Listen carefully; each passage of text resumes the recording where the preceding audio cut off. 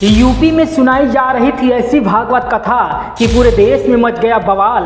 पंडित जी कूटे गए, यादव बने पंडित, सुनाने लगे भागवत कथा, कट गई चोटी। पंडित जी की कुटाई पर भड़के अखिलेश, कर दिया बवाल।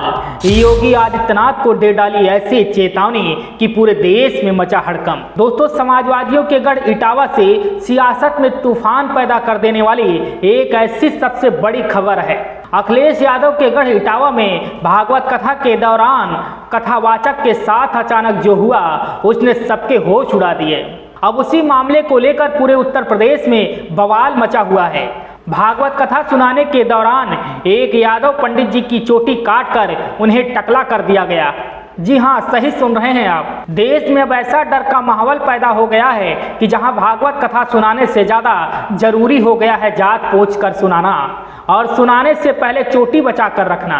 क्योंकि इटावा में कथा चल रही थी, भगवान का नाम लिया जा रहा था, लेकिन कुछ लोगों को तकलीफ इस बात से थी कि भगवान की बातें यादव पंडित क्यों कर रहे हैं। और फिर क्या था, कथा नहीं, कट गई चोटी और शुरू हो गई सियासत की गूंज। अब जरा ध्यान से सुनिए, क्योंकि इस कथा की चौपाइयां गूंज रही थी और उधर जातीय कटाक्षों की गूंज में एक नई चोटी कथा रच दी गई।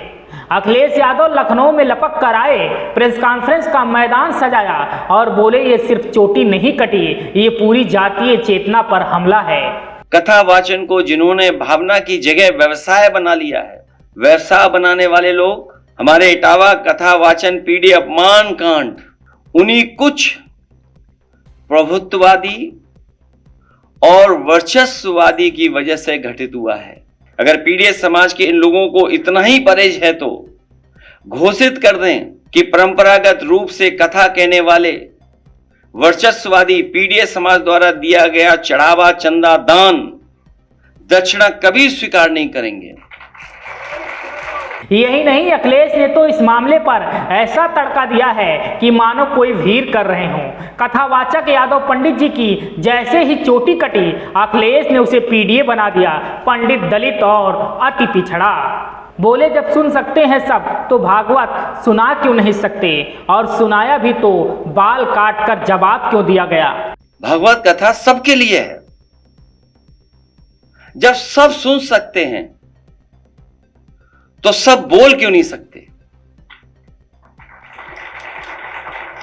अखिलेश यादव अपने बयानों में यही नहीं रुके, भागवत कथा में ऐसा चमत्कार किया कि मंच से चंदा गिरने लगा। अखिलेश बोले 21,000 नगद श्रद्धांजलि और 51,000 सम्मान का प्रसाद। कथा कट गई थी लेकिन चंदा चालू है और भागवत में 2 दक्षिणा भगवान को जाती है, वो अब जाएगी पार्टी फंड में। सपा सुप्रीमो अखिलेश यादव भागवत कथा मामले पर ऐसी नौटंकी दिखाई है जो सियासत में बवाल मचा दिया है। अखिलेश कहते हैं भाजपा को अगर इतनी परहेज है पीडीए समाज से तो कानून बना दो, घोषित कर दो कि पीडीए का चढ़ावा, दान और दक्षिणा नहीं लिया जाएगा।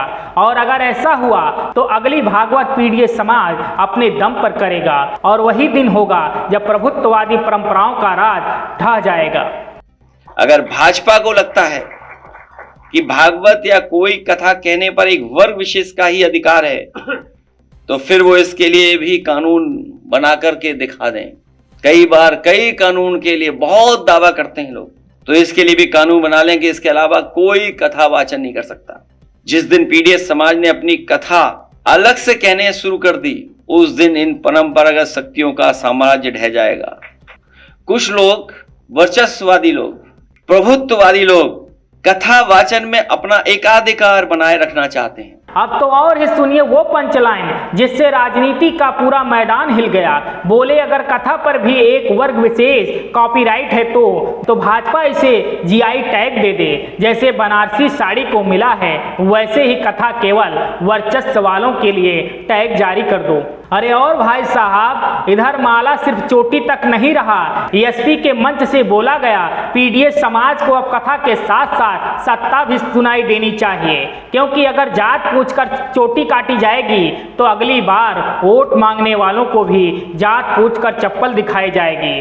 और अब देखिए कमाल, चोटी कट गई पर सियासत का चढ़ावा चढ़ गया।